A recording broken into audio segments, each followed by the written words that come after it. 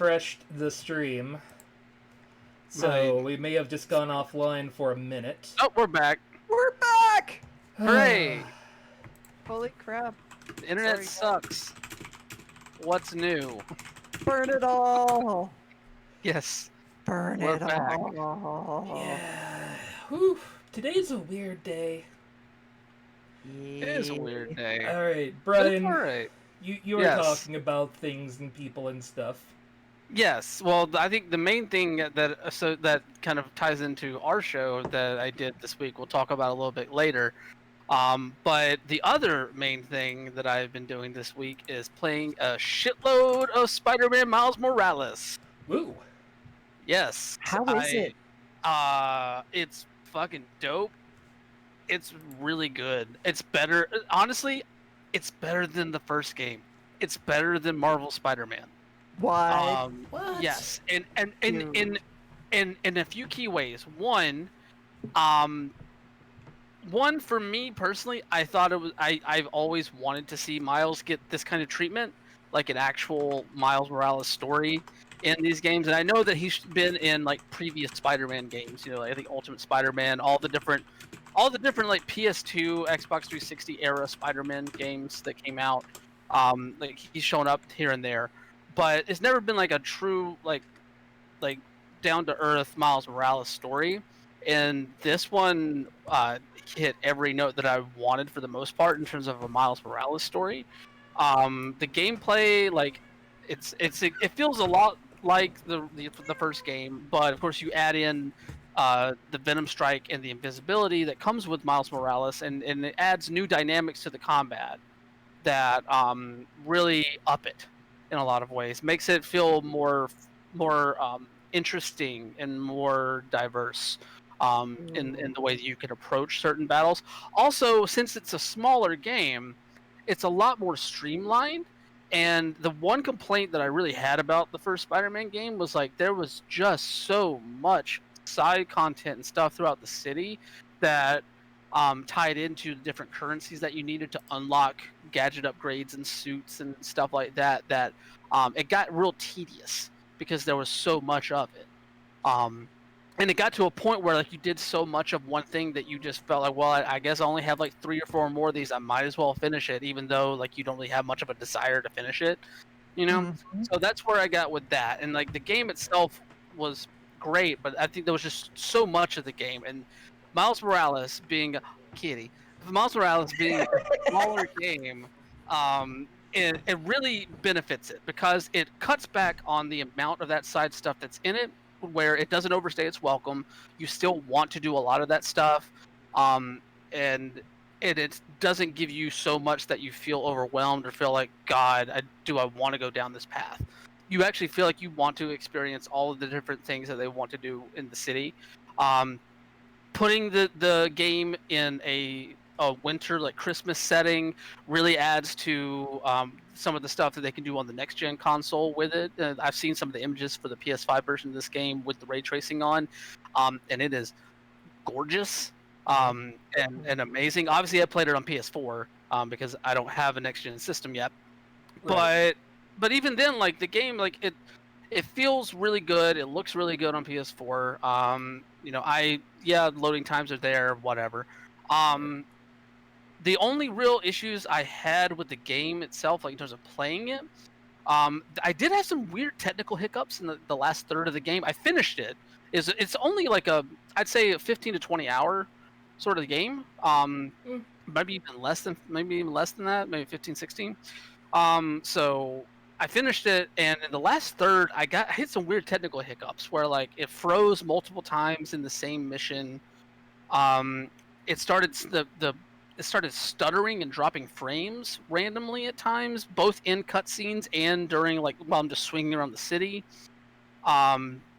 Just weird little hiccups like that. There was one point where like there was a cutscene where a villain is talking to you, but the villain's voice didn't come out.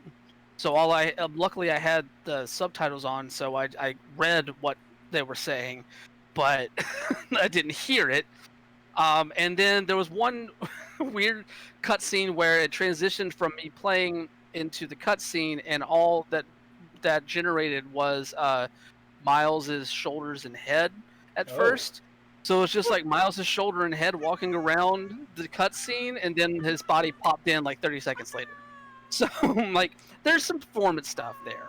But all in all, like story-wise, it's boilerplate comic book stuff, but it's really, really good and satisfying. It really adds into the flavor of having like Harlem Spider-Man, our Spider-Man in there. Like, it really adds a a very dynamic difference between Miles Morales and Peter Parker that needs to be present in a game like this. My only real issue is that this game, it wants to kind of like put little bits and pieces of like political commentary here and there in it, Oh. but doesn't really. But it's Doesn't very, do very it well. base level. It's very, very base level.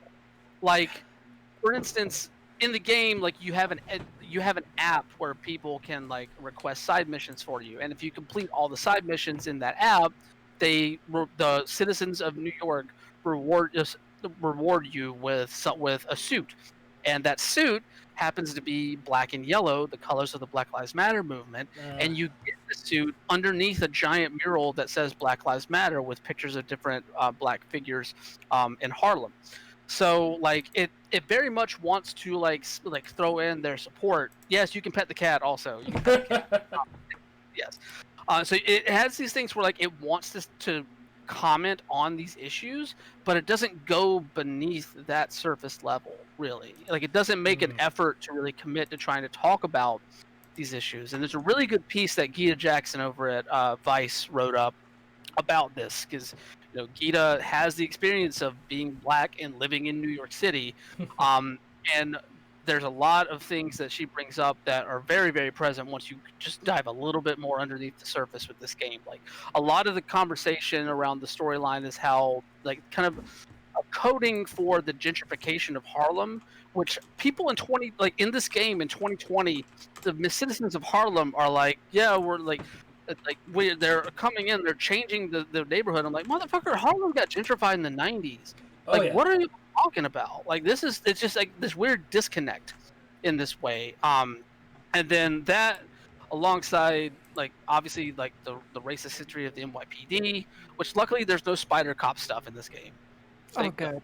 No Spider Cop. Good. But like there's a lot of issues where they will like have certain things happen where the city interacts with stuff that's like bad things that happen in the game, but but a lot of the blame gets shifted to supervillains as opposed to the city. Like, I don't want to get into spoiler territory necessarily, but there is like a side mission. This is the only thing I'll really get into from like kind of like halfway in the game. There's a side mission where you're going to feast because the feast center in Harlem got shut down because a pipe burst, and the city swooped in within an hour of the pipe bursting to condemn the building. And people around Feast are like, yeah, this supervillain did this, and like there has to be some kind of conspiracy going on. I'm like, that's cool that y'all are like the supervillain. Probably they did something. Y'all want to like find out who did it, but think about this, like. Whoever burst the pipe sort of thing, the city was real quick.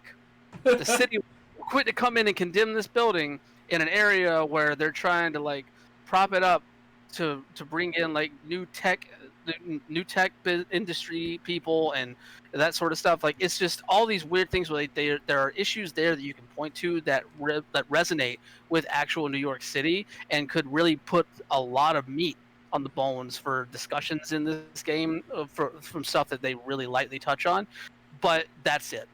And it's frustrating because like you see that they had the mindset to do that, but it's frustrating that they did not feel the need to really dig down and actually say something about it, as opposed to just putting this window dressing on it. And Gita's, I'll just point everybody to Gita's piece. I'll put it in the chat. It speaks more to a lot of this from a perspective that is way more resonant than mine is, being a white boy in Portland. So I'll put that there. Check it out. Read it. The game is superb, though. I really enjoyed it. And it's, like I said, I think it's better than the first Spider-Man game. And I they teased a little something at the end. So make sure you watch through the credits once you finish.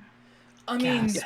myself, I mean, I'll take a little bit of like, I'll take the limp dick versus no dick as far as support of anything. Like, yeah, I wish it were better. I really think it should be better, but I'll give them, hey, you tried star at the very least myself. But I guess that's me anyway.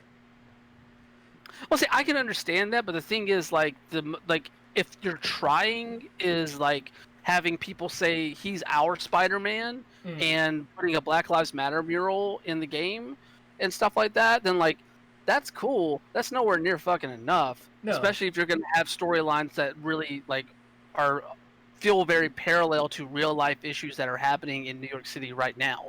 You know. So, and also, I think it's a concerted effort that they did not really have Spider-Man interact with the NYPD in this game, for reasons.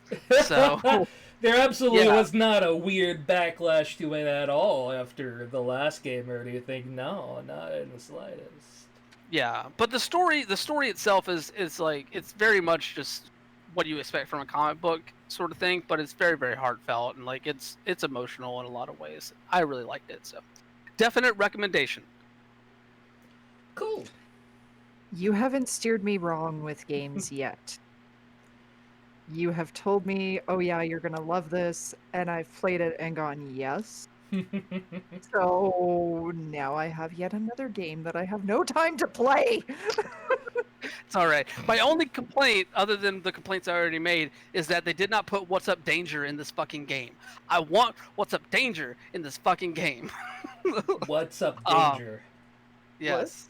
What? Oh, it's the song from the Into the Spider-Verse. Oh, okay.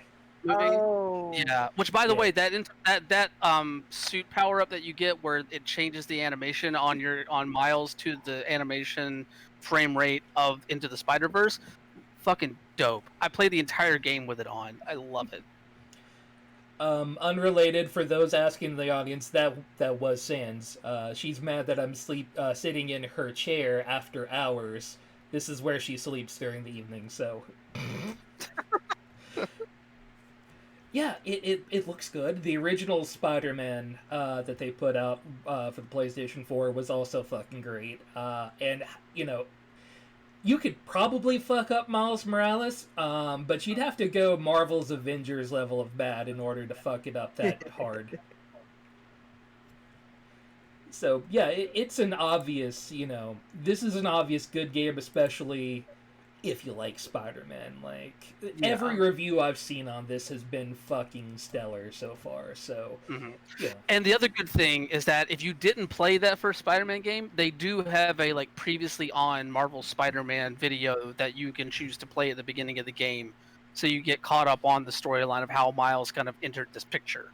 Oh, that's hot. That's hot. Yeah, it catches you up on the story, so you don't have to play, like, the whole 30 to 40 hour Spider-Man game to get caught up on that. You're saying there's a game that fills me in on the plot and also only gives me 15 hours of gameplay so I could actually fit it into my life? I feel so seen. Oh. I know, right? Also, if you buy the Ultimate Edition on PS5, you get Spider-Man Remastered as well for free.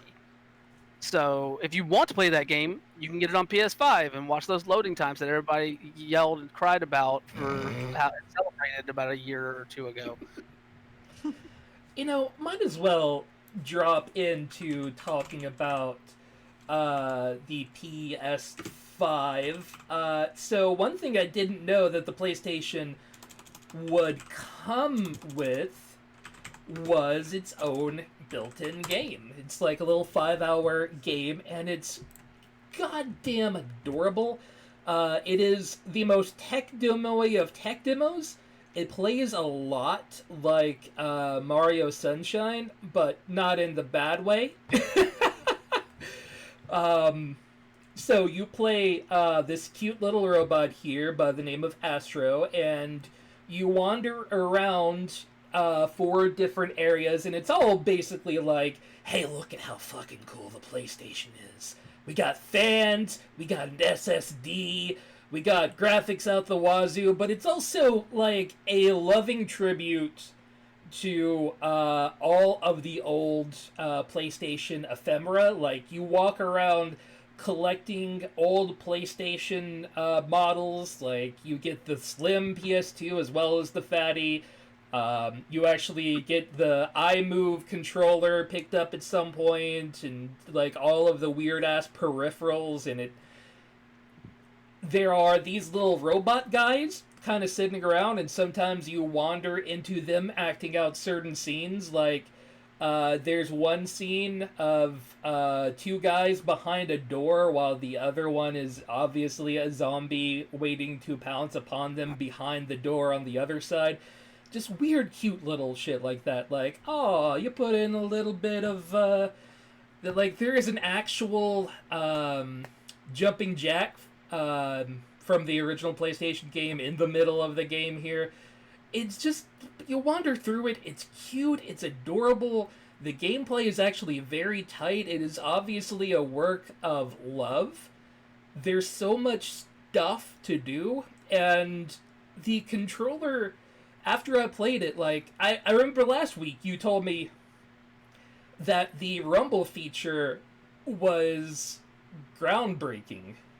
And I was like, well, yeah, doesn't the Switch have it? This is so completely different. Right? Yeah, like, it feels like very specific parts of the controller are only vibrating, like, only this one little bit. So it's able to, like, emulate rain dropping on you and all of this shit. And maybe producers of these games won't use these in any, big or groundbreaking way, but it was a really fucking cool tech demo to see. As well, this game is entirely worth it for, I won't go to it, but the end boss of this is hilarious. Just, whoever put it together is a genius, and I love them. Cause I, like, my first death was just because I was laughing too hard, at what they came up with, and it's just fucking gorgeous. That is so cool. Yeah. So how does it feel with the, like, how do you see the enhancements of the DualShock since you've gotten your hands on them? Like, how do you see this new DualShock playing out? This might be my favorite controller to ever come out. Now, I don't expect, sort of like when Nintendo makes new gimmicks, and a lot of developers, like, at first will try to implement it, and then it'll drop off. I don't think it'll be used to, like, its full potential in a lot of things outside of maybe PlayStation first-party releases. Stuff like Miles Morales, God of War, may use these vibration controls in a way that adds to the gameplay, but I think anyone else trying to use it will feel a little bit gimmicky, but it kind of makes your brain go, oh, look at all the weird shit they could possibly do with it.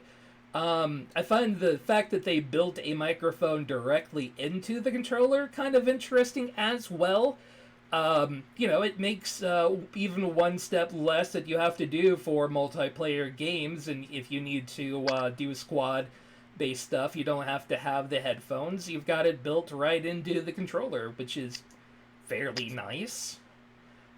Yet again, one of those things I doubt will be used to any amazing implementation, but it's a nice touch. And just the controller itself is very solid.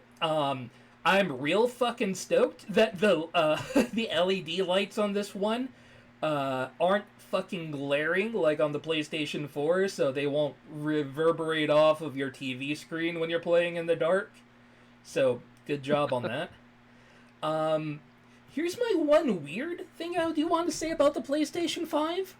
When you insert the disc, you have to put it with the label facing, I guess, like, down, I guess you would say? And that's so weird. Huh. Yeah.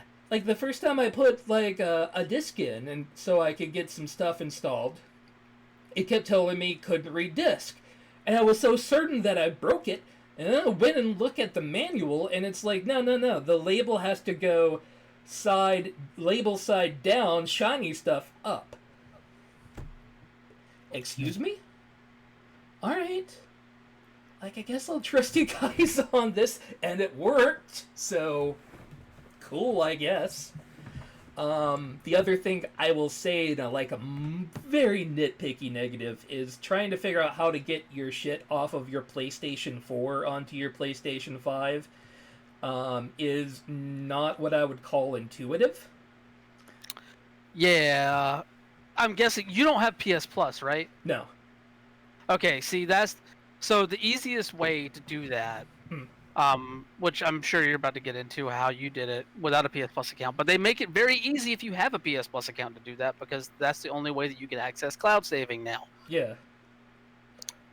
But outside of that, there are a few options. I'm curious to see how that worked out for you, though. I just networked the both of them together. And you have to go into, like, a systems menu. It's not under, like, your data like you would think it would be. It's a different menu that you have to go into on the PlayStation 5 while both of them are up and running and tethered together on the same network. So it's a little bit of a rigmarole. It's not clearly defined anywhere. And in fact, like, a lot of the online walkthroughs will mention, like you said, the cloud save, and it'll mention backing it up to an external drive. But, like, why? I've got them both on the same network. So it took me... Also, yeah. Sorry. Go ahead. I was going to say, also, it's funny that they mentioned backing up to an external hard drive whenever some of that stuff was not necessarily, like, working on launch day. I know some of it's working now, but, like, there were issues where, like, hey, this stuff might not be ready to go when you pop it out of the box. Fucking Tom's Hardware Guide that, you know, I often go like, oh yeah, they know what the shit they're talking about. Didn't even mention that you can back it up across your network if you have everything together. Go and check that out. That is adorable. They're Metal Gearing. Oh yeah. Also, I think they also put in a thing on the PS4 where you can actually stream your PS4 games to your PS5. Yeah, and vice versa. So, in our house, we have incidentally ended up with 2 PS4s and a PS5 now. So, you could stream the PlayStation 5 to any other room in the house. So that's kind of nice. It's a neat little touch. But yeah, beyond that, I did also try out The Last of Us 2, finally got back to it. The load times are exactly as stated. The load time is so amazingly reduced, it's really nice. But the big thing I noticed that when I was playing it on the PlayStation 4, it was like NASA.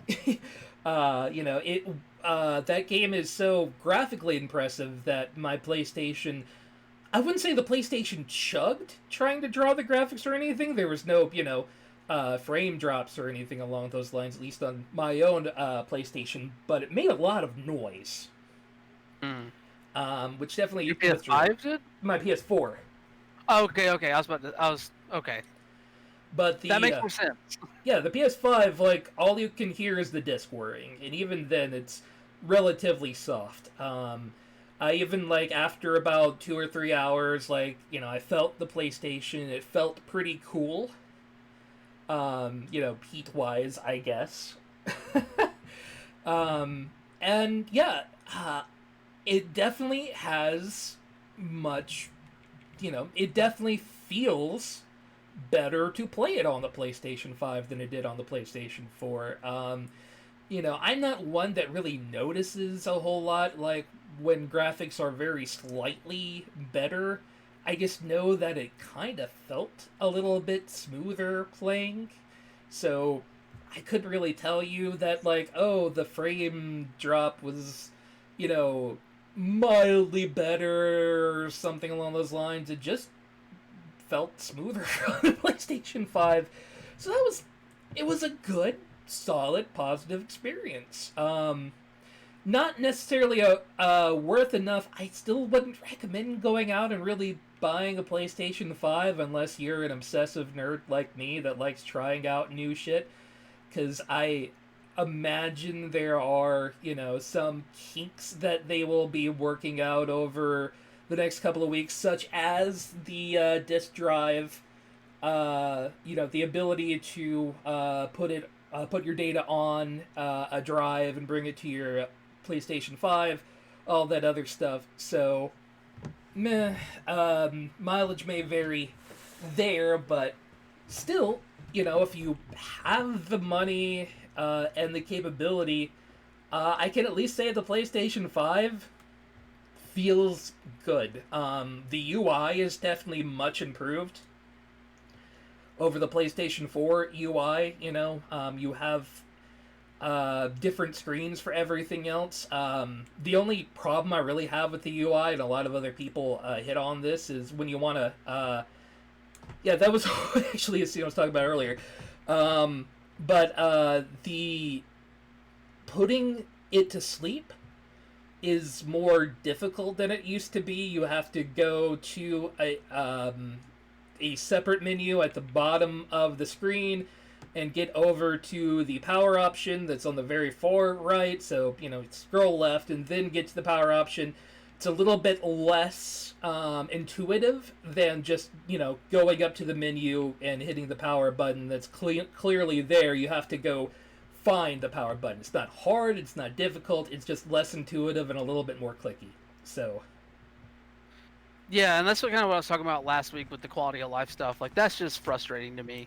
Like, I know it's a small thing in the grand scheme of things, but, like, I just don't understand why you redesign the UI and then you take away, like that. One of the easiest things to do is to bring up that sidebar, and it has so much there. Like, that was probably one of the things I liked most about the PS4's UI.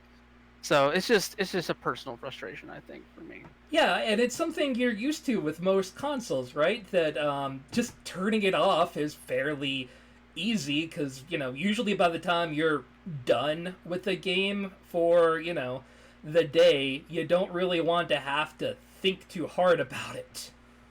Yeah. So yeah, it's a definite missed opportunity. Maybe they'll change it in future, releases. I mean, it's a digital system. Even the controller had day zero patches to install when I got to it. So, it's things they may work out over time, depending upon how much people complain about it or whatever. But I mean, overall, it's a fairly positive experience. I've never bought. Well, I should say I got the Switch on day one, but I normally don't buy day one gadgets for expressly that reason. But here we are. Did it for the lulz. Nice. Okay, hey, we took 45 minutes talking about all that stuff. Do we want to actually get into news? I mean, that's all technically news stuff, but yes, if you want to get into, like, what we have listed as the news stuff. Yeah, the articles Guess what? and shit. It's more console talk for a little while. More console talk. Hell yeah.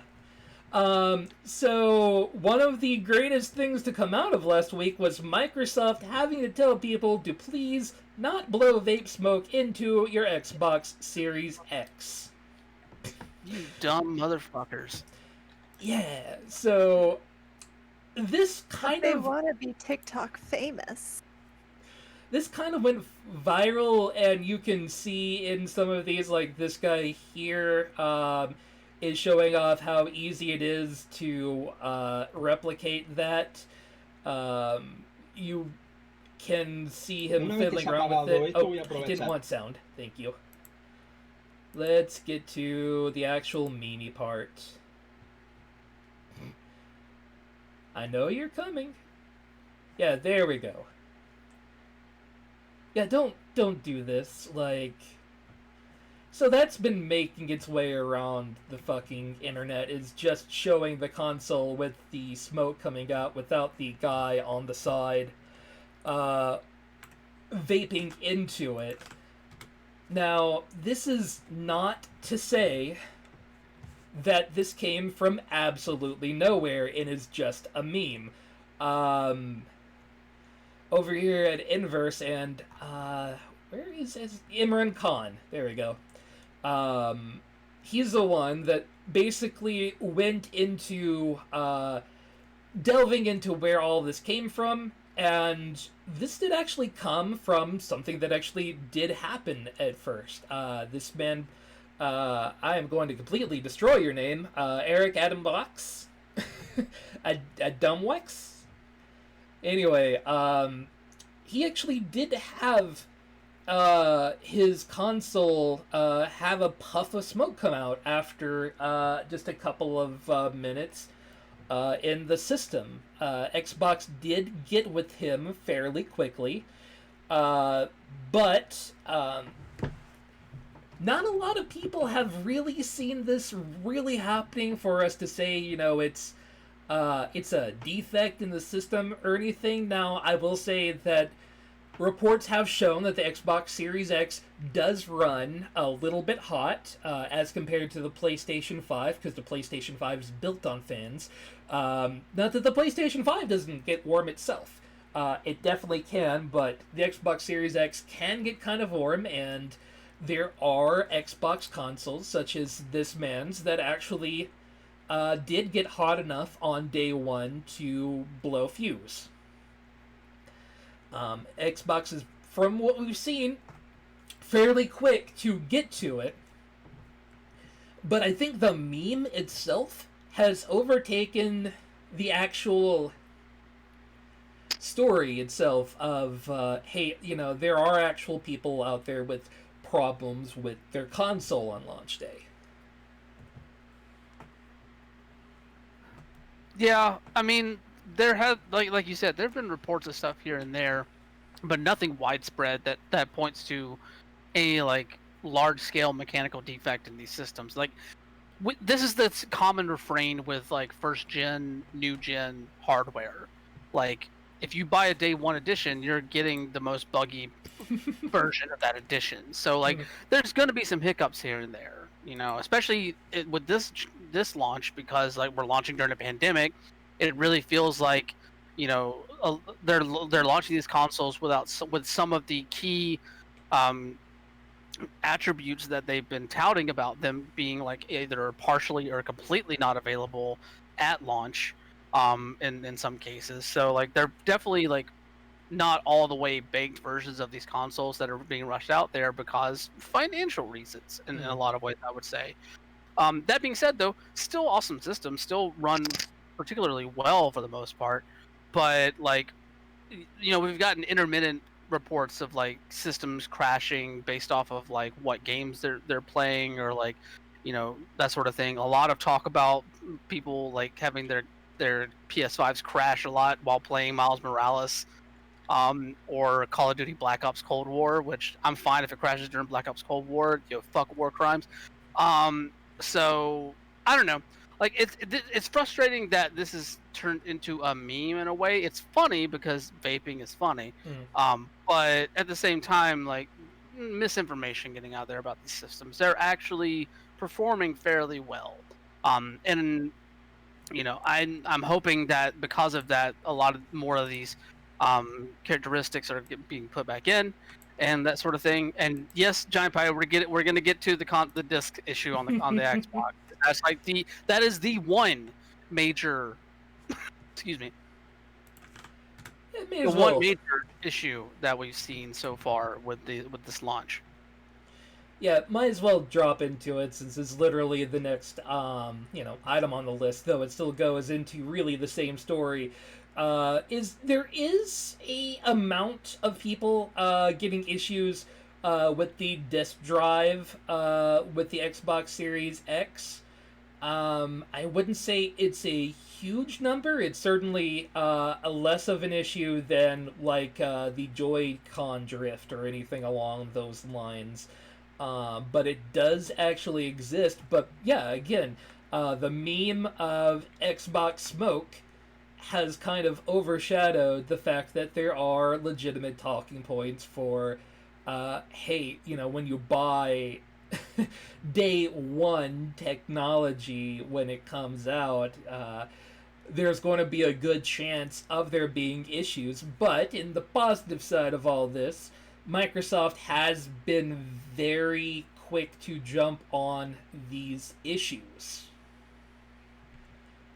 Getting with the users, and support has been very busy speaking with the customers, which surprises me how quickly they've been able to get onto it, considering I don't even want to imagine how slammed the poor support people over at Sony and Microsoft probably have been over the last week. Yeah, I definitely feel for their support workers right now. I really do. Yeah, but it's to be expected in a way. Like, it sucks that I feel for the support workers, but also like I said, your first round of hardware on a new generation, like you're gonna have issues. Yeah, what will really tell us is if, like, half a year to a year from now, if we're still hearing people talking about their Xbox Series X, hey, I picked this up in March and it's making the clicking noise whenever I put a disc in and have it be read. How quickly can they fix manufacturing defects that weren't found in initial QA? Well, I mean, first off, they got to figure out if it is a manufacturing defect, because like one of the people that posted videos online about this basically later stated that it was an issue with the disc they were using and not the actual system. Ooh. So you got to really identify the problem first. But either way, they have time to address it. I think the fact that it's still very, very hard to find either of these consoles in stock anywhere to buy right now speaks to the demand for these consoles, and thoroughly dunks my hypothesis from a few months back clearly in the mud, because like I was way off. I thought, I mean, we don't want to retread that necessarily, but yeah, there was more demand than I was expecting. Yeah. But also, we need to see sales figures on how many systems they actually got out there to start off with. I don't think we've really gotten numbers from Sony, but as far as Xbox has stated on the launch, it has been their biggest launch so far. And I think Sony has said about the same thing for the release of the PlayStation 5.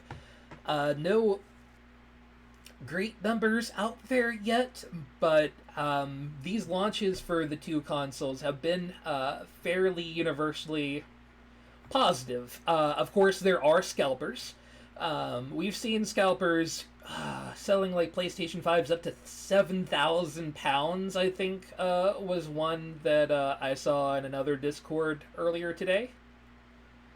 And there are definitely multiple reports of people going out mass buying a truckload of these things and reselling them in various markets. It's goddamn ridiculous, but also does speak to the effect of the demand so far, that somebody is willing to drop thousands of dollars on a toy is mind-boggling to me, but I guess I'm not somebody who has thousands of dollars to drop for no reason. Yeah. If my PlayStation 5 cost even like $800, I'd have said, no, I'll wait till next year. It's fine. I don't need it now. I'm patient. I'm okay. Yo, fuck this. Giant Pie saying $2,300 for a PS5 on Amazon. Get fucked. $2,300. Goddamn never for a fucking console. Get the hell out of town.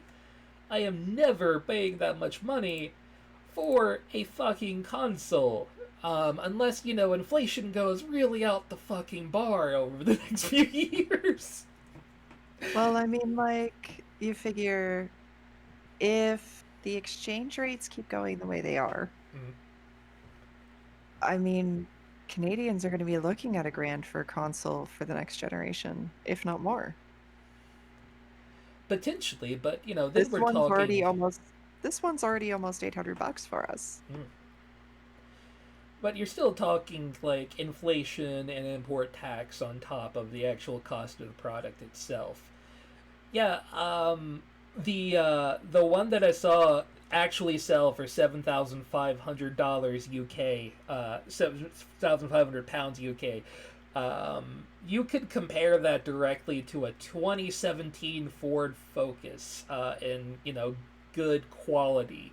You could get that, or you could get yourself a console with games that you can still play on your PlayStation 4 or your Xbox One, unless you're wanting to play Demon Souls that fucking badly. So I have a little bit of update on console numbers. It's not necessarily like a definite concrete number, but it's more projections. Mm. Um, it looks like Sony are looking at 5 million at launch, 5 million consoles, and the Series X is looking at 3.3 million at launch. Makes sense, and I think Sony has definitely been getting a little bit more hype on their release. I would personally say that's probably more for the fact that PlayStation 5 did launch with games that are, day one console exclusives. It's not many, but you've got, Bug Snacks, you've got Miles Morales. Bugsnack isn't console exclusive. It isn't? Oh. No. Oh, hell no! It's I can get that on PC. Yeah, it's on PC. The only two outside of Astro's Playroom, Mhm. which comes with a console, obviously. The only two PS5 exclusives are Demon Souls and the Sackboy Adventures. Okay. Everything else comes out on either a different console, a different Sony console, or PC. Yeah, I mean, I was mostly going to list the ones that, like, I know that Miles Morales is playable on the PlayStation 4. Obviously, we talked about that fairly early in it, but, Yeah. it adds to the hype of it because it is a PlayStation exclusive. And, hey, you could play the shinier version on this, like, when Breath of the Wild came out, no one was talking about how great the Wii U version of it was. They were all talking about how great the Switch version of it was. I completely forgot they released that on the Wii U.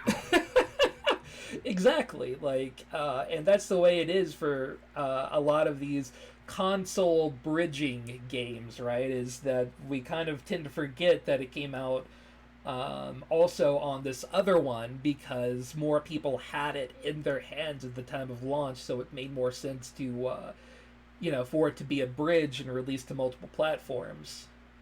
I think Just Dance was still releasing games on the Wii until last year. Yep. Completely unrelated, but just weird things that you forget about sometimes. Like, they're still huge install bases. Actually, I think they released the final Just Dance for the Wii this year. Yeah, they actually are stopped making Just Dance because the Wii is no longer supported anyway, and most of the Just Dance users were on the Wii.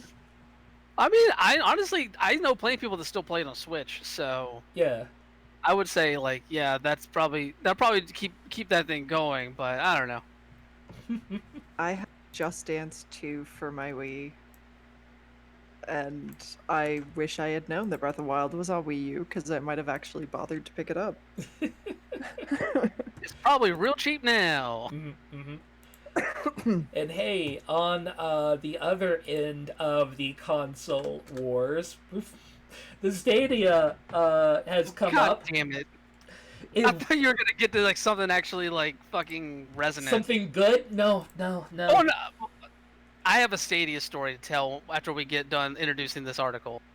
If you, like me, are a YouTube Premium subscriber, because I suckle at the teat of Google, also, like, I watch YouTube videos basically the whole time while I'm working during the day. Watch is a strong word. I'm aware that the YouTube videos exist, but I'm usually running YouTube videos during the day, so I was fathered in to get it with Google Play Music, YouTube Music, whatever they'll want to call it now as well.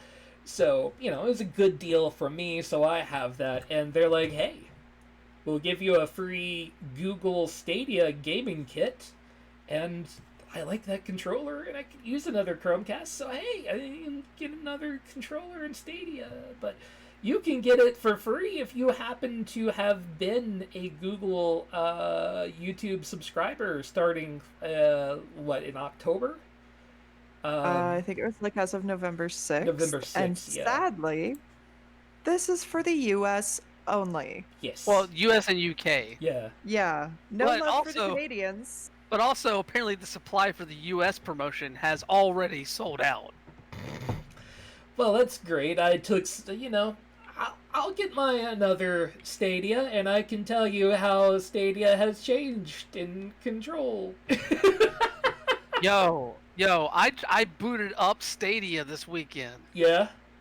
I tried it Hmm. for the first time. How'd you feel about it? Yo, that is probably okay.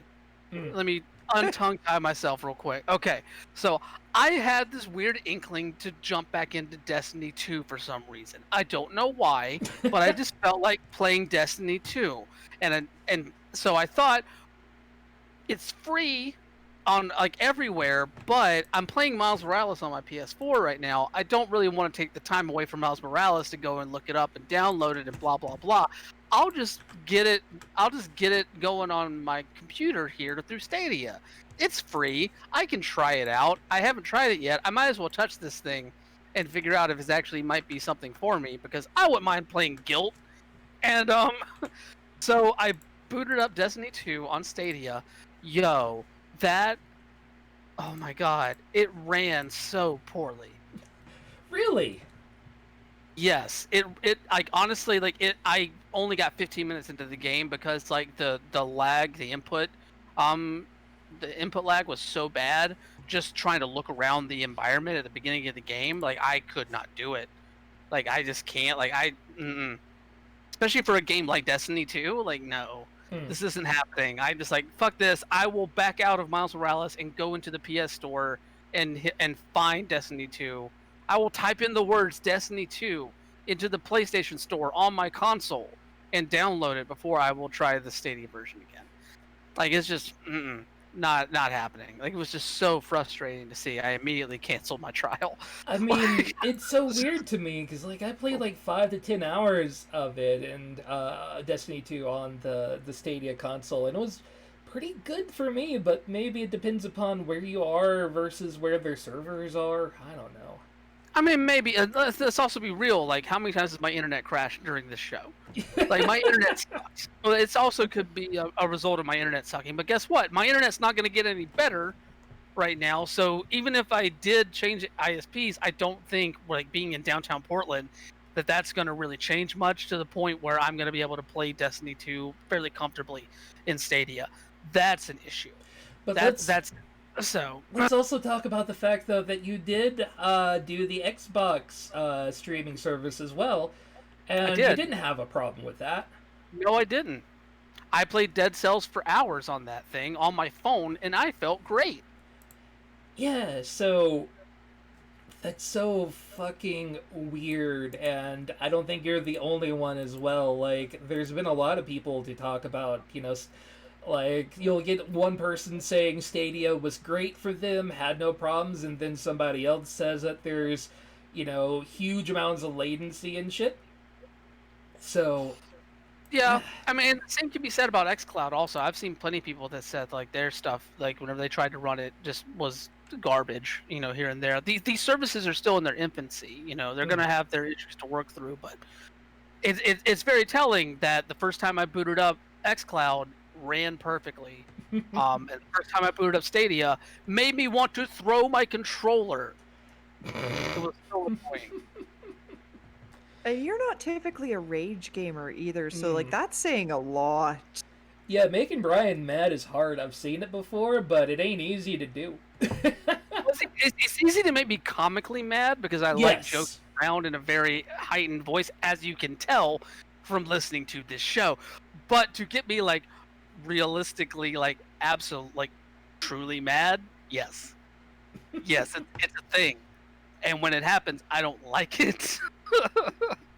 And Stadia did that. I was upset. So good, so You just exciting. sounded so hurt in that one line of "I was upset." Like it sounded like Stadia like shot your dog or something. Yo, I just want to play Destiny on my computer, and I can't run it on my computer. Will not run it on its own. So, blah. It's so amazing to me how hard they're trying, though, giving away a free month of Stadia, giving away a free physical controller and a Chromecast. Which, by the way, they have done an awful job telling people you don't need it. You don't even have to sign up for the premium stuff in order to play a fucking Stadia game. But they've been so awful at telling people this. Like I tell them, you could play it with your Xbox controller on your computer for all it's worth. You just couldn't play it on the TV without a Chromecast. And What's even worse is that they put out a new Chromecast, and the Stadia doesn't work with that Chromecast. I'm excited to see when the Stadia dies and it will become a relic of an obsolete future. Well, let's be real. I'm not excited to see when it dies. I hope they fix it. I just would don't love have them faith to in fix it, Google but I don't to fix think they're going to. No, I don't. I think that's misplaced faith to think that they would actually try and like salvage this thing and make it really really good for people that invested in it. So I don't know. Hey, Dear Google, fix your shit. Love a Canadian tech nerd who is not feeling the love from you. Just gonna type in Google at google.com and send that to them right now. Yes. hey, speaking of misplaced faith and maybe biting the hand that feeds us, Twitch's issues with DMCA stuff has only gotten worse over the last few weeks. It is just really blown up at this point. And God, I have to imagine if you're Twitch, you really had to have seen this coming, especially with the number of creators that I've seen, just, playing whatever fucking song they want to and it's going through. And the RAAA being, the shit weasels that they are, want to milk every drop of money from anywhere.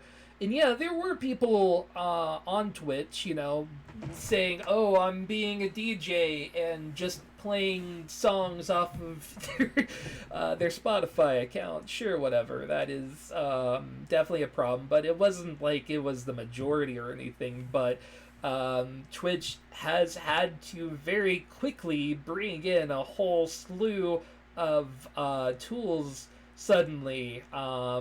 And they are not working well. I have seen people get VODs tagged because they had police sirens in the game they were playing, and it got picked up as something owned by a company that makes noises. It is amazingly ridiculous, some of the stuff that's been picked up by copyright. And multiple streamers have blown away nigh on a decade worth of VODs in order to just keep their fucking Twitch channels at this point. Yeah, this is like just. It's an absolute bullshit situation. I've seen creators that do live music, original music on streams. Like they actually sit and perform. It's like a mini concert during their stream. Mm-hmm. Get hit with DMCA takedowns Mm-hmm. for their own content. Like the song that they wrote, they have been pinged for. Like, this is getting dumb. Like, being a devil's advocate, like, providing live streaming services, and, there's a lot of channels out there that would be envious of us for having sometimes double-digit viewers watching you at some point. Does cost a lot of money in order to do that, and in some ways you have to kind of bend over for these, labels. And it sucks ass that you have to, but the RIA is a kind of a piece of shit and has been pulling shit stuff since I was a goddamn child. It is amazing to me, but that's why stuff like Mixer, hasn't worked, because these legal loopholes and things start to get to a point where they're not worth it. As far as I'm aware, Twitch and YouTube continue to be loss leaders for both of the companies. They've just found ways to integrate it with other products in order to make an amount of money back on it. But yeah, this shit's complicated, but Giant Pie stated it very well. Like, they should have fucking been proactive, but they were just hoping that this day would not come. And here is your day where everything has fallen into the goddamn mud. Yeah, it's really frustrating that they really weren't proactive on this, especially knowing how litigious the fucking RIAA can be, and has been for a long time when it comes to music rights and that sort of thing. The fact that they didn't have the foresight to see this issue coming down the pipeline, or did and ignored it, is really, really frustrating. And it's impacting, not just them, but the people that use the service, like you're saying. Like, the fact that we can't control licensed music in games. We can't control if we're getting DMCA takedowns because of police sirens or because of just incidental sound effects that are in a game. Like, that sort of stuff honestly shouldn't fall into the RIAA's jurisdiction, personally. Yeah. But at the same time, like you have to understand that there are issues in terms of streaming rights. It's still a very, very new business, and new businesses come with building out what that landscape is going to look like in terms of, legalities going forward. And Twitch, it feels like, was very fly by the seat of their pants when it comes to this stuff, and the users and creators are the ones that are suffering the most from this. The fact that they would even suggest muting your game as a way to get around this stuff. Like, if you're muting your game, like, what the fuck are you even doing streaming a game at that point? Right? And to that point, I just want to point out something that from a Dexerto article that I'll post in the chat here, that actually was probably the best jab at that specific issue. The streamer Jambo decided to take it upon herself to recreate every sound effect in Skyrim as a fuck you to Twitch. Yes! I mean, but let's talk about Amazon's business model in the first place. This is a company that has existed off of just-in-time product. Their warehouses have just enough product that if somebody wants it, they can ship it, and then they order a new one automatically. They don't keep backlogs on that. Their software, they've always done the same thing, and this is kind of why they have failed in the gaming market so far, is that they are a company that wants to have just-in-time software come out. So, hey, we're going to work very hard on this product, but we're going to make small changes to it as it's coming out so that we can integrate it across multiple platforms. And, we need to be agile so we can change the way our scope project projects itself, but we're not going to hire more people in here in order to make that more doable and profitable, right? And we've looked at the history of Amazon as a software provider. Some articles on that previously on the show. They're shit at this. They are the worst of any of the four major industry giants. They are awful. at planning for anything. They have been a fly by the seat of your pants company since inception, and that has been what they want to be. And in terms of projects like Twitch, you can't fucking do that. You have to be proactive. Yeah, yeah. And what really sucks, and this I say really sucks, but it's small in terms of the larger landscape of this issue, but this stuff happening right around the same time that Fuser is being released, and seeing some of the streams that are coming out of people that are playing Fuser right now, like it's just ungodly stuff. Like I love that game and how it allows people to just basically blend all these different styles of music together and into awesome tracks and that sort of thing. But it really sucks because that game, every time you play that game on Twitch, you run the risk of getting your channel fucking banned, and that's really really frustrating because that game is something that you need spectators and you need a group together to really get the most out of it. Yeah, you're not getting everything that you want out of your game if you're not getting involvement. But when you get involvement, you're running risks. Yeah. And you know what? I kind of hate to say this, but Facebook is actually doing a better job in navigating the RIA and DMCA. That doesn't Then- surprise me. That is kind of in their company is, plan for years, slow rollout. Well, what Facebook has done by way of Facebook Gaming and their live streaming platform in general is they've purchased a blanket license. Yeah, So they have a license for any of us to use this stuff. Yeah, and you would Adds up. think that Twitch, having Amazon's backing, would be able to do that. Right? I know Like, they said it that just they seems have like it deals. would make sense. Yeah, like Twitch announced they had deals with all these other groups, but they don't have deals with the largest group.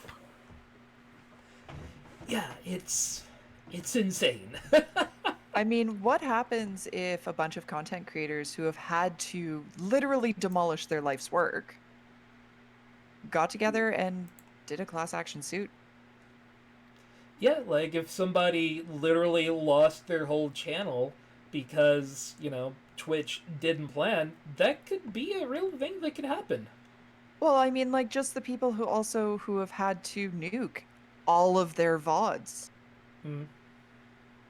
That's like I've seen people talking that this is like 10 years worth of work that they Yeah. are destroying because it's that or they lose their livelihood. Yeah.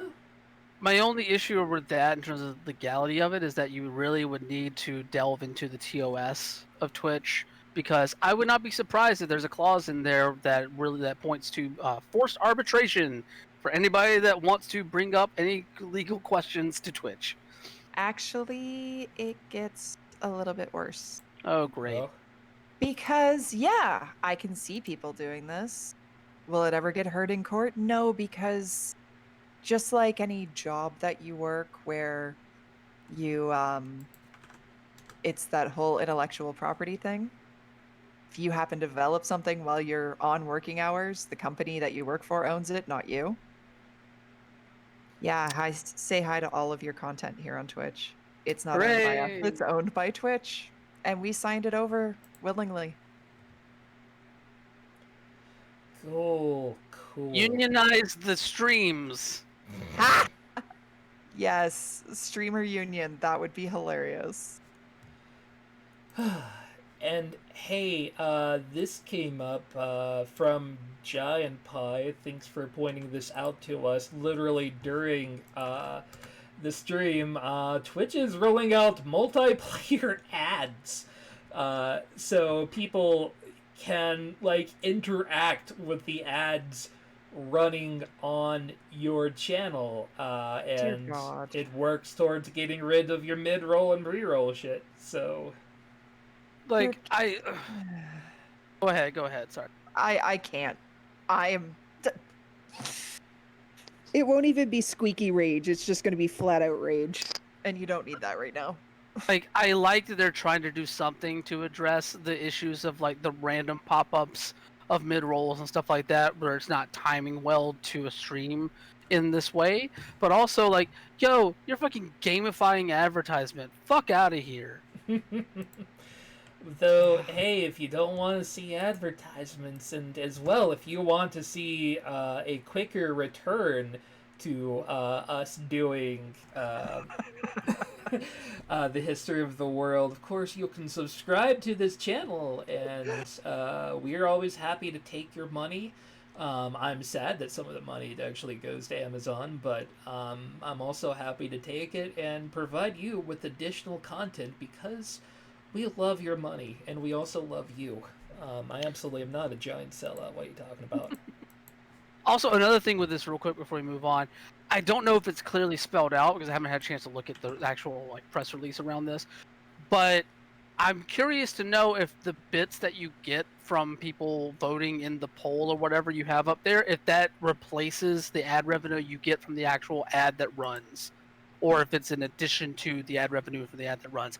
Also, way to really like stratify this stuff based on your follower content or who engage or how many people you have engaging with your stuff, because people on the lower end of viewership are not going to make anywhere near the same level of money if you don't have that same, even if you do have like the bits that come from this added on top of ad revenue. Like, this just further stratifies the streamer culture in a lot of ways. Well, here's the thing. Like, okay, so I took a look at my ad revenue while they were running that stupid mid-roll must-do thing, right? Over the course of the month, I made 2 cents in ad revenue. Hooray! Bits, while, yeah, you pay a significant amount. Hey, guys, streamers only get a penny per bit. Yeah. So, also, their whole thing with their ad placements and doing full screen ads, they really need to watch what they're doing and targeting. Because there was an article, and I don't know if we have it in our listing, where the Minecraft speedrunning championships being broadcast on Twitch. What's your average age group for viewing for Minecraft? Fairly young. Yeah, mid-run, mid-speedrun. Huge full-screen ad for Durex condoms. It's a good time to be selling condoms, boys. Woo. Yeah, let's sell them to the 13-year-olds. Like, come on now. Okay, I'm done ranting. I'm sorry. All right, to give us a slightly happier topic before we move on to anything's, some guy by the name of Brian wrote this story on Rebecca Heineman, and I don't know. What do you know about this Wonder Boy? I don't know. He seems like he could be cool. But he also seems like he could be a jackass. Yet something tells me we would love him anyway. Like, he's Y'all some are- sort of delightful y'all are too jackass. Too kind. No, this is what I was talking about earlier in the show. I had the chance to have to chat with. I would go so far as to say game development icon Rebecca Heineman, or Becky actually. Becky is what her friends call her, and I now can call her Becky. Becky Heineman. Dude. Yeah. That's awesome. So yeah, it's rad. Like, I had a chance to sit down and chat with her because this last Tuesday was the 40-year anniversary of her becoming the first video game national champion whenever she won Atari Space Invaders national championship. And that, like, there's been a lot of talk with her around this recently. Like, she was featured in the Netflix documentary series High Score, looking at the history of video gaming. And, you know, a lot of her conversation there was centered around this event, but her career and her life experience is so much more. You know, really, I think she's most remembered for being a co-founder of Interplay back in '83. She taught herself how to code Atari games in her bedroom as a teenager. Good lord. Like, she learned how to reverse engineer Atari cartridges because she was too poor to buy them, so she just reverse engineered them and played all the games that way. That's She's amazing. Yeah, she's ungodly as Space Invaders, and she turned that into a development career that spanned like 30, 40 years at this point now. Like, she's most famously worked on the Bard's Tale 3 and Dragon Wars are probably the two most like critically acclaimed titles. The Bard's Tale 3 actually ended up in the Smithsonian exhibit on video game art, or the art of video games rather. And she's worked with every major company you can think of, like Sony, Microsoft, Amazon, everybody. She's currently has her own studio that she founded with her wife, who is also. Oh, I forgot to mention.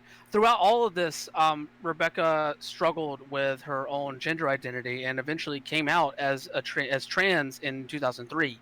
And a lot of that is tied to a lot of internalized self-shame and very, very low self-esteem based off of her upbringing and her home situation.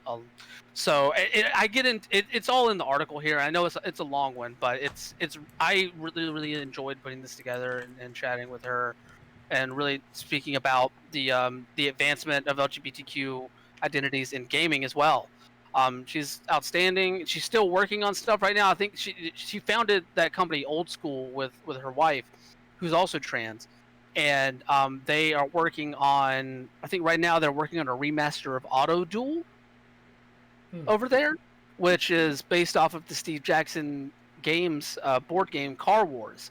So yeah, like still working all over the place. She's still a board member for GLAD too. Like, she's just been out there very much out front, and we get into a lot of the backstory of her struggles. Like, the thing that hurt me the most, I think, was like knowing how celebrated she is for her accomplishments in gaming and game development, and hearing her talk that like she didn't even see those things as like accomplishments for the longest time because she hated, like, she had so much internalized hatred from growing up and internalized feelings of shame and not feeling any real worth, and a lot of that changed over time, and she's become a much different person, and I don't know, I really enjoyed speaking with her, and I highly suggest everybody check out the article if you have any interest in her story. I really, really enjoyed this, and I will say it goes much deeper than this into her story than anything on High Score did. I mean, yeah. I mean, I score, and I've seen in other places mention her before, and she has been around the industry. Basically, her fingers have been in almost every corner of releases that you can possibly think of. So to see representation on that sort of scale of somebody who has had such a profound effect on the industry, I think is really something more people should talk about, right? That because we do always have this thought in ourselves that gaming is such a middle class white guy hobby, but really people of multiple different backgrounds have come together to build this hobby that we all here partake in, right? You wouldn't have seen games as they are today without people like her being in the industry and changing so much about how we play games. And I'm really glad to hear that after the amount of work that she has put in, that she's really seeing what an inspiration she is to a lot of people out there. Yeah, and I think that gets summed up a lot in this one line or this one statement that she gave me. Michael Crampert, who was a fellow founder of Interplay, they were working on the original Bard's Tale, and he told her flat out, "Men play these games, girls don't." Mm. And she was like, "You don't know it yet, but you're talking to a girl, and I played these games." Like, it's very much like, yo, fuck off. You don't understand audiences at all for this shit. And that was like mid '80s, So, like, it definitely speaks to the time in that way. But yeah, she's been a trailblazer her entire career, pretty much. And also, I will just give this as the final tease for this. I think this might be the first time that she's spoken candidly about like the actual like events that kind of like led to the abuse that she suffered as a child. And it's fucking Hollywood type shit. Like she said it Absolutely. herself when I was talking to her, is like, this stuff happens in movies, not in real life. Like Yeah. it's a thing. There were parts in here that I've definitely, I've heard her name around before, but that was definitely new information, and it definitely adds a lot of color and depth to the article. So it's more people need to read it. I appreciate it. Okay, this is the part of the show where we take a little bit of a break. A shorter one than it has been in previous weeks, but it is your 7th inning stretch. Everybody take a breath. We are 3/4 of the way through the show. Everyone take a moment. Let's breathe for a moment and talk about Blazeball. Now, of course, we're still in the middle of the siesta, but that doesn't mean the creators of Blazeball are taking a huge step back. Brian, did you? I know we talked about it a little bit because it was literally going on last week, but have you been watching with did you read up on the trial and everything that came out of it? I did not know. Please enlighten me. Um, I've been following this coffee cup, whatever this is going to be, but enlighten me. So, the coin was found guilty as far as, taking people's money and expectations away within the court. But I would say, really, the biggest thing to come out of this was. They brought in an AI of Parker McMillan, the basically the voice of Blazeball, the Twitter handle Parker McMillan 3 at least. There is a certain amount of strangeness that kind of went on. The AI seemed to gain sentience, and then basically they destroyed the whole courtroom, as well as Parker McMillan III. And the next day, Parker McMillan, and no one knows how to really pronounce this because it's not the 4th, or it is I,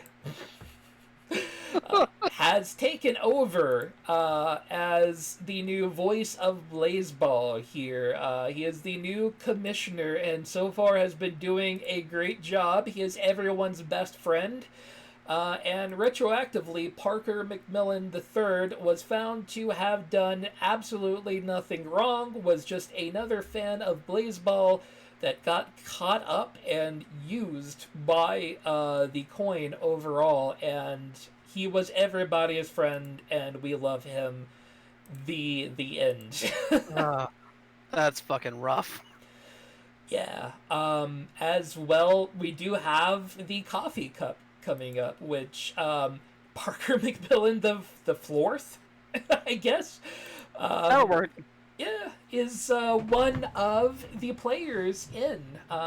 Brian, do you want to give us more on the coffee cup? Yeah, so the coffee cup is basically just like a single. It looks like a single elimination tournament that they're running, as they continue working on the next iteration of Blazeball, whatever it turns out to be once it comes back. But yeah, so we have like 16 new teams in the single elimination tournament. They're all themed. All the names are themed after coffee, for the most part. I'm a big fan of BC Noir simply because they're the only team with only 2 players. They have one hitter named Liquid Friend and one pitcher named Uncle Plasma. Um, so they're my favorites. But no, but the funny thing about this that really caught my eye was the fact that there's a team competing in the Coffee Cup called the Real Game Band, which of course the Game Band are the developers of Blaseball, and somehow they got shoved into the game itself. Like the aforementioned Parker McMillan IV is on the team along with Oops All Keepers, the GM. Kat Inning, who is an outstanding follow for Blaseball Twitter, I will go ahead and say. Slam Rosenthal, Steelix Kramer.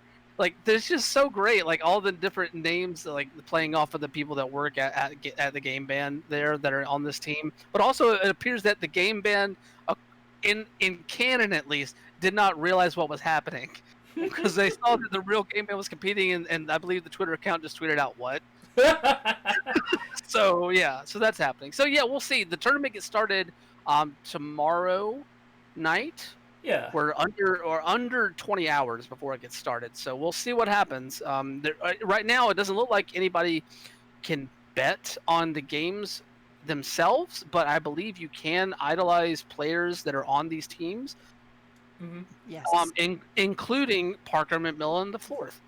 So yeah, I set him as my idol, and as well, you will be able to flute over to one of these, teams, as well, if you want to call yourself the real game band fan during this time. You're absolutely allowed to. This will have no effect on the actual game once it returns. It's a big old for funsy thing to keep the community entertained. Yeah. So we think. You never know with Blaseball. Yeah, you never know with the Blaseball devs what they have up their sleeves next, but at the very least there will be no stat changes for any of the players, so you don't have to worry about coming out of this that the teams will look entirely different. No, your Tokyo lifts are going to continue to suck, as will my wings.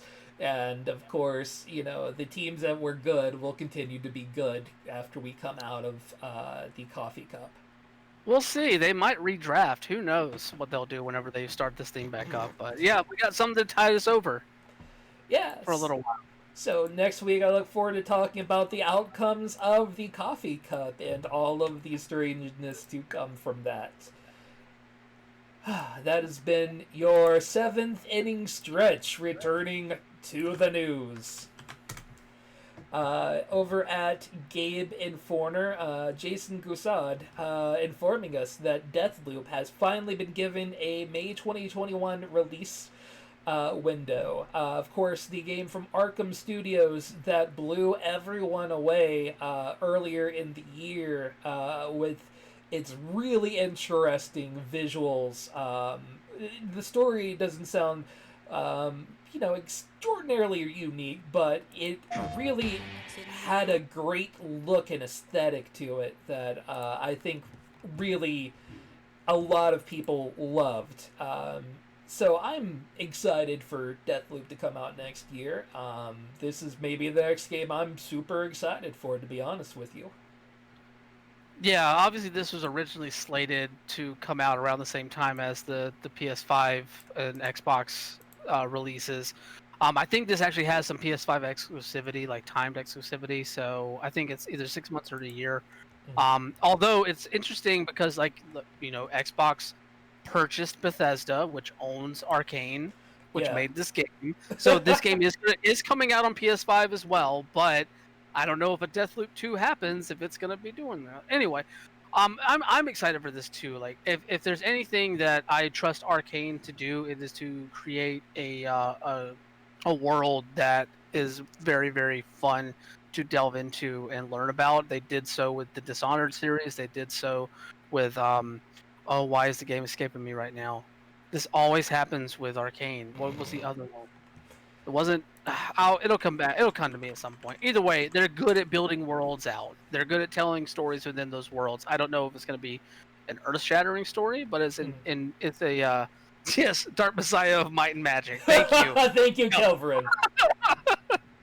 Totally what I was thinking about.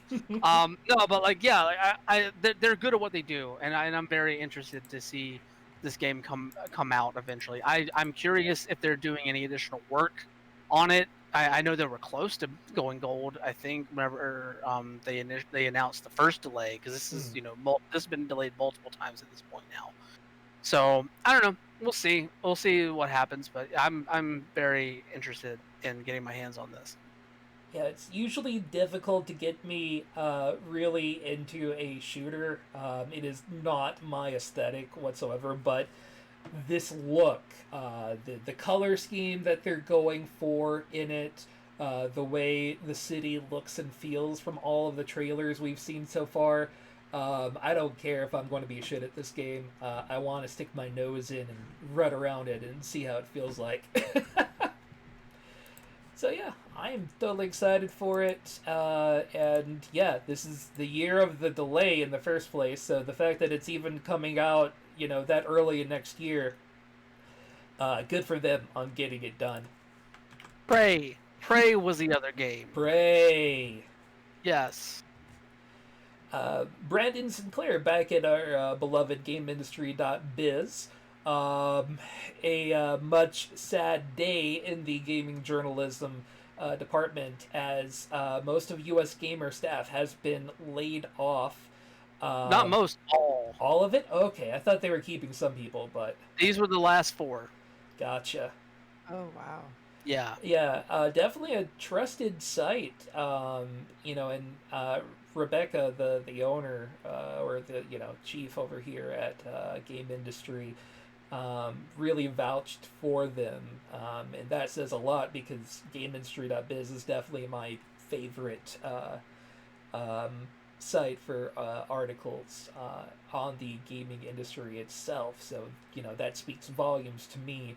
But yeah, it's a site that's been around for 7 years going on now. So this is a large chunk of lifetime worth of work for these people, and they are industry veterans. I am sure they will land on their feet. They are definitely qualified people, but it is a shame as always to see a good source go away. Yeah, this... I don't know if I want to get too meta on this, but like this is just the latest sucky chapter in a sucky book when it comes to the plane of games journalism and journalism as a whole, honestly. That I personally feel it sucks. Because right now, even for years before I entered this profession, like a paid salary gig like these people had is the golden goose in this industry. And it's becoming even more and more of that as we keep going forward, as a lot of outlets are moving towards freelance contracting people, as opposed to actually paying people on the reg for their content. And it should be noted that ReedPop, the company that owns US Gamer and made these decisions, also owns GamesIndustry.biz. So they own the Gamer Network now as it is. So Eurogamer falls under that as well. A number of sites do. So I in that instance, I don't know if they just weren't getting if having US Gamer was diversifying their offerings that much, but at the same time, the more outlets, the better, honestly. Yeah. I don't know what they're going to do with US Gamer going forward. It sucks that all these people are out of work, but, a lot of people have been able to land on their feet, even when going back to the freelance world. We looked at an article from Imran Khan earlier today. Imran was one of the most celebrated voices at Game Informer for a long time before they had layoffs there, and Imran was part of those layoffs. and he's found great footing, working with Kind of Funny and having stuff go up on Inverse and Kotaku and different places, but it's a fucking grind.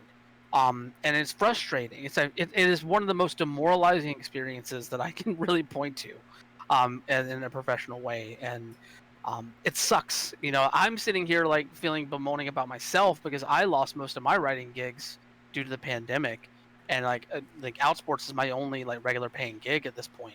I still pitch around here and there, but like just the fact that it feels like you're having to work 3 times as much for a third of the output or a third of the payback on it in a lot of ways. And it's really, really frustrating to see the industry continue to move in this realm.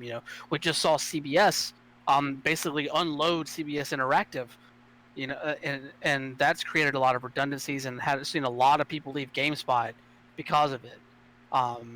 So I don't know, the industry has been in flux for years at this point, and it's only moving into more flux, and unfortunately it's looking like it's moving more and more towards a future of no one really working for a site, just basically anybody contributing wherever they can sell an idea to. And while that does open up a really good opportunity to explore different stories and different topics within games, it also very much tailors a lot of sites to either content farming or just a lot of basically your Twinfinites of the world. If that makes any sense. Like they put out so much that it's easy for everything to get lost amongst the listicles and bullshit. I say that as someone who wrote for Twinfinite. I mean, it says a lot. Both, I think me and you really like first when when I would come by the radio station, mostly to hang out with Hollis, but also speak with you guys. It was a matter of I have always like some of my favorite talents have been people in the journalistic areas of review and looking into the future of technology, as well as the DJs at local radio stations and things along those lines. The people who in the olden days now were in many ways the tastemakers, right? They weren't really celebrated terribly often, but a lot could be done based upon the word of a station DJ or a head writer at a particular outfit, that I don't think you really see that amount of leverage anymore. And these days is going more towards the solo content producers, as far as the people who really get the word out about things. And it's the people that were there for the love of the thing versus really getting into the depth and soul of what actually makes an industry or a business, or what makes art in the first place. And it's not necessarily to say that it's a bad thing, but those were my idols as a kid. Reading Wired magazine and listening to 99X, I wanted to be like those people. So I see stuff like US Gamer staff laid off, and I don't know, it really does, like, in some ways bother me, because these were the voices that I kind of grew up listening to and really getting to know from the voices, at least, and the words that they put out. But we're not having another Siskel and Ebert come up anytime soon, right? No, and another thing that you lose whenever you keep losing these outlets in the way that they have been classically defined is that critique isn't art, journalism is an art. These things, and they also come with their own sets of trainings and their own things that you need to really understand, like ethically, when it comes to reporting. And I know that a lot of the argument around like games journalism is like pointing more towards influencers now, which influencers are fine, but influencers are not journalists. Mm. I know some of them have the training and some of them do some of that work. And especially when it comes to critique, I think like we all have at least 2 or 3 YouTubers that we can point to as people that we really enjoy watching because of their styles of critique and what they choose to tackle.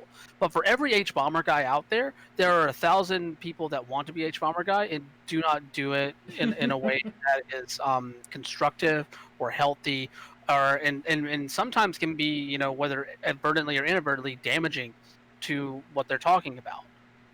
And also there are people that are out there doing like putting out content under the guise of journalism that is doing nothing but demonizing sectors of the industry, and propping up bad actors. So like it's one of those things where like the more that you see this shift start to happen, the more worrisome I am about people, the coverage of topics that need that extra eye on them falling through the cracks. Yeah, and it's a shame to see that happen to the industry. It's not as if we don't have these voices still. There are definitely names in here.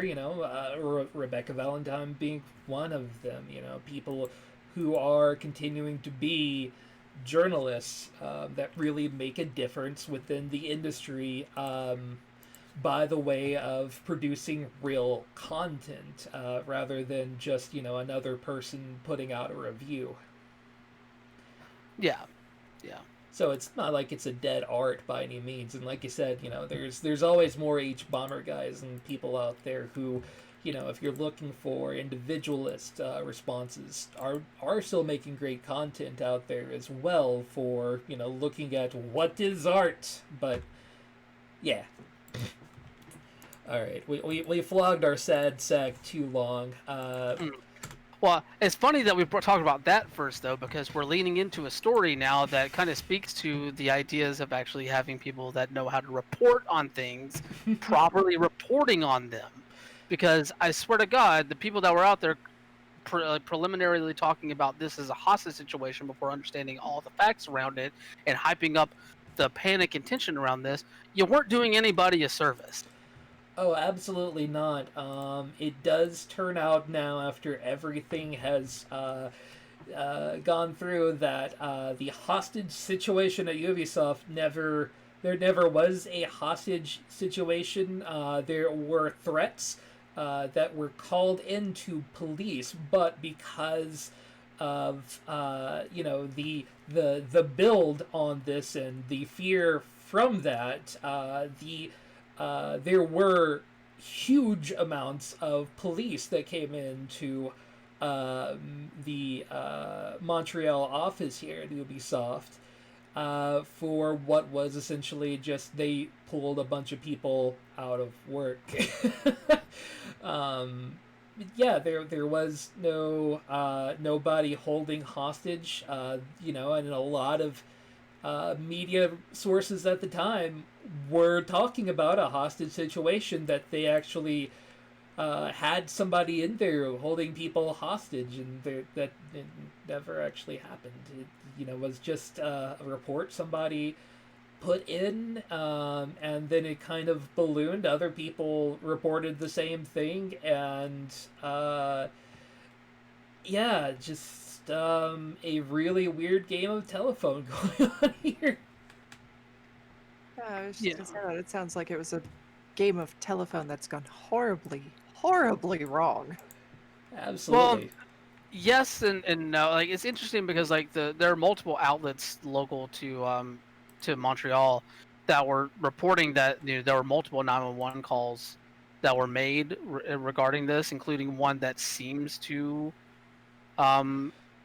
or at least it seems to, or was made to appear like it was coming from inside the building. Right. That's still inconclusive at the moment. But there were Ubisoft employees working from home that were like watching this unfold through the media, and were like watching their coworkers on the rooftop of the building and just being like freaked the fuck out, but without any real context as to what was going on. And I'm very glad that everyone is safe, but like I don't under I want to know the motive behind why the people that called in these fake threats did, and I want them to be found. Yeah, this is bullshit. Whoever orchestrated this is kind of a fucking asshole. No, kind of in that you're a fucking asshole. Whoever did this, and not even in a cool, fun, edgy sort of way. You're just that guy that fucks up everyone's day for no good reason. You scared a bunch of office workers, and got the news coverage of this thing. Cool, great, whatever. Yeah, it's absolute bullshit that, Ubisoft is not our favorite company here, but none of the office workers at this place deserve to be fucked around with in this sort of way. And it sucks that this can happen, but, panic fed into panic, and here we are talking about people literally phoning their loved ones, saying they're, frightened and may not see them again for a prank, bro. Yeah. It's frustrating. It's horrific.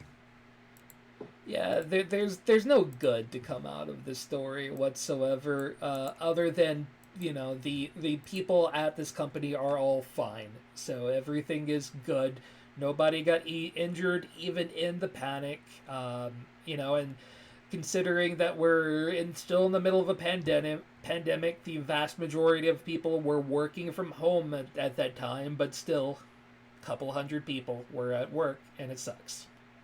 Yeah, and the situation didn't turn out to be anything like criminal in the way that we thought it was originally, but there's still this is still traumatic. Yeah, it's still traumatic for somebody to think that they are going to die, that there is an active shooter, and then find out, well, no, somebody was just fucking around. It's, oh God, people suck. Mm-hmm.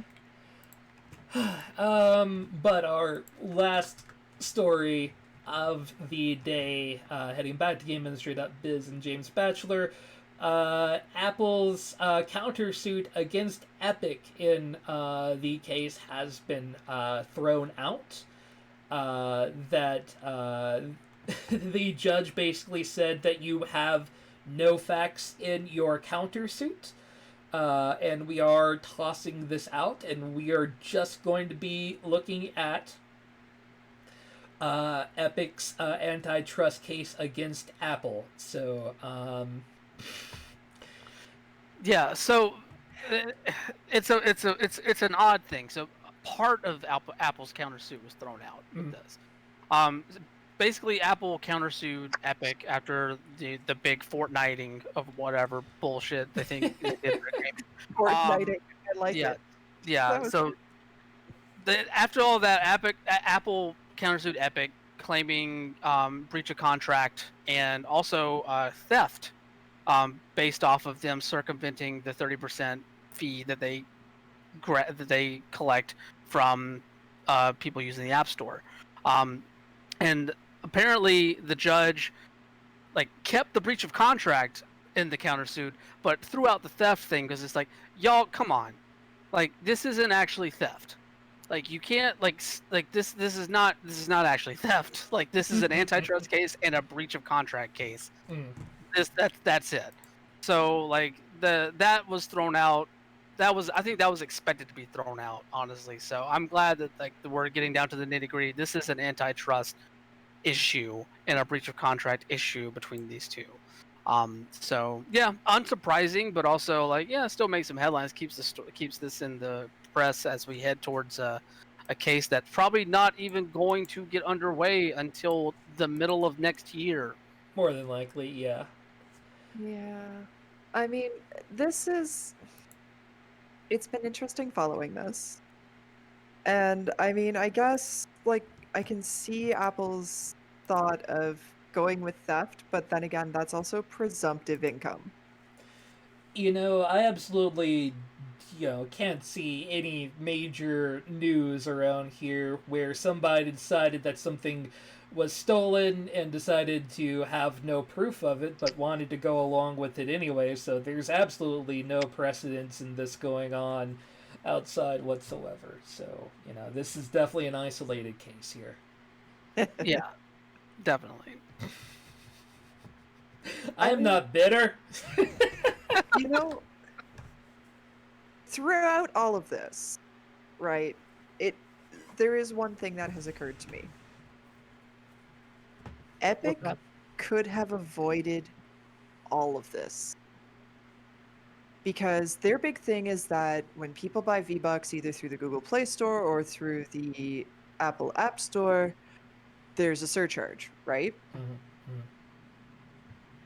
But Epic is the one who decided that yes, you can cross-play, yes, you can cross-save, but your premium currency doesn't transfer from platform to platform. True. So if they had made it so that way I buy my V-Bucks on Windows, Mhm. but then I can use them on my iPhone or iPad or my Android device, there wouldn't have been this issue because nobody would have bought it through their stores anyway. I think there might have been something contractually with Google and Apple where they weren't able to do that. Because like that would be at best. That's a very good loophole, and I think that would have been one they definitely would have exploited in this case if it was legally possible. But I think there was something about the TOS with signing those contracts to be on the app stores there that prevented them from doing that. Yeah, things like this, a lot of people make it sound pretty easy. Why don't you just allow your bucks to go from one store to the other? But then the stores pitch a major fit, and of course every store's rules are going to be completely different from each other. So ultimately, the whole thing's fucked. All of it's fucked. I hate them both. It'd be cool if they both blew up. This whole thing is just legal creek water. Everything is just there's no good in it. It's all just muddy. There's good and bad, but like, It's like swimming in the Chattahoochee. Yum. yo, nothing's like swimming in the Chattahoochee. It's fucking gross. I do agree that this whole thing is just legal muck because I mean, like, you look at one side and you go, wow, there's some really good points there. You look at the other side and you go, wow, there's some really good points there. And then you're trying to figure out who's the bad guy. They're both the bad guy. Yeah, they're both the bad plot guy. twist. Okay. No. Sorry. I didn't mean to come out as abrasive as it did. I'm sorry. No, they're both the good guy. They're both the bad guy in different ways. It's the thing is like this is the antitrust case that needed to come up for a lot of people, and Epic is the perfect place to do it considering the financial backing that they have. But also it's Epic doing it, and Tim Sweeney's philosophy on this stuff is really, really frustrating to get your brain around. Well, the thing is we've got Tim Sweeney and Epic who flat out don't give a shit what anybody thinks of them. Nope. They really don't. It's like Randy Pitchford without the terrible cringy magic. You know? Gross. And so for Epic to take on Apple, yeah, you're right. This is exactly what the industry kind of needed right now. And that they are, just because they're like the honey badgers of gaming right now. Yeah, Yes, it's I'm just pulling that in. it's okay. I just wish that it was a different company than Epic doing, because I don't want Same. to, because Epic just has their own issues with this stuff as well, and it's just oh god, we're back to talking about this stupid case again, this stupid, vitally important, possibly monumental case. God. But hey, Oh. that's Mr. Video Games for Monday, November the 16th of 2020. Hi, we're gonna come back tomorrow at 8 p.m. and play some video games, by the way. Because we didn't last week, because I'm a piece of shit, and I said this earlier. No, we don't call ourselves pieces of shit on this show.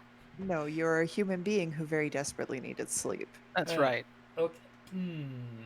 Yes. Anyway, hey, we didn't play video games last week, so we will play some Jackbox tomorrow at 8 p.m. Eastern Time on November the 17th on the Tuesday. So, hey, we got all that together, but before we do that, of course, we cannot end an episode of Mr. Video Games, despite the fact that my voice is going, without declaring a Mr. Video Game of the Week. Of course, Mr. Video Game, for the uninitiated, is the thing, the place, the noun that did something so good, so bad, so terrible, so outstanding, you just look at it and go, that is fucking video games right there. And we couldn't not go back to a well for a second time in this episode, because our Mr. Video Game of the day is the Xbox Series X Cloud Smoke. I know normally we choose something different, but watching the smoke rising out of these Xboxes, even if they are all of the fake, is just, it's fucking hilarious. Even if it was overextended hype and it's a meme now, watching the vape smoke escaping an Xbox is the most 2020 video game thing I can fucking think of to ever goddamn happen. And it had to be Mr. Video Games today. On that note, before we move off of vaping and new consoles, I just want to note, per Timur from GameSpot UK, apparently the Xbox Series X will charge your vape whenever it is off. The PS5 will charge your vape only when it's on. Ooh. So now you know how to charge your vape and which console does it better. That's right. The things you need to know for the next generation of gaming. How are you gonna get your cannabis in? You're gonna vape it from your Xbox or your PlayStation? The PlayStation doesn't backwards compatible with 90s Kush. No, it doesn't. Oh my gosh. Oh. Can I just throw out my submission for Mr. Video Game from earlier real quick? Because I just want to highlight this, because this is an awesome thing. So I'm going to put it in the chat. A game maker by the name of, I want to get their name right. Hold on one second. Oh, come on, open up the thing. Thank you. What's their name? Alex Grade. Alex Grade could not afford a PS5 at launch, so they decided to make a PS5 simulator for free, available on itch.io for anyone who wants to have the magic of unboxing and setting up a PS5 and the frustrations that come with it, but can't afford to buy the system yet. Oh my god. This is glorious. It is goddamn adorable. If Brian hadn't mentioned first that the vape, this might have been Mr. Video Games, honestly, but vaping into your Xbox has to be Mr. Video Games. Yes, The fact that you have the option to huck your controller. They even got that weird little glowy light down perfectly. Yes. This is stellar. I am so happy. I might have to actually go grab this now. Oh, I've downloaded it. I am going to play it at some point before we come back next week, and it's going to be fun because I don't have a PS5. I don't either, and I'm never gonna have one, so... Yeah. At least I might visit you whenever the borders open up again, so there's I'm never that. gonna have one.